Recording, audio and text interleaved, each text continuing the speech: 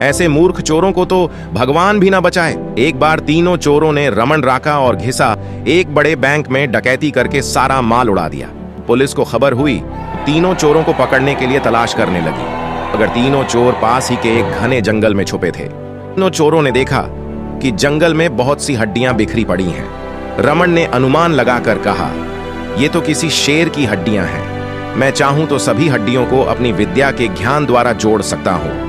घीसा को भी विद्या का घमंड था, तो वह भी बोला, अगर ये शेर की हड्डियां हैं तो मैं इनको अपनी विद्या द्वारा शेर की खाल तैयार कर सकता हूं। रमन और घीसा की बात सुनकर राका को भी जोश आ गया और उसने कहा, तुम दोनों इतना काम कर सकते हो तो मैं भी अपनी विद्या द्वारा इसमें प्राण डाल सकता हूं। तीनों चोर अपनी विद्या का प्रयोग करने लगे। कुछ देर बाद रमन ने सारी हड्डियों को जोड़ दिया और घीसा ने शेर में जान डाल दी।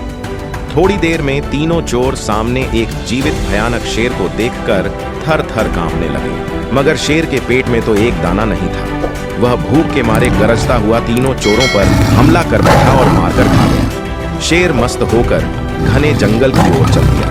दोस्तों, इस कहानी से हमें यही शिक्षा मिलती है कि कभी घमंड नहीं करना चाहिए। घमंड को हमेशा दुख का ही सामना करना पड़ता है।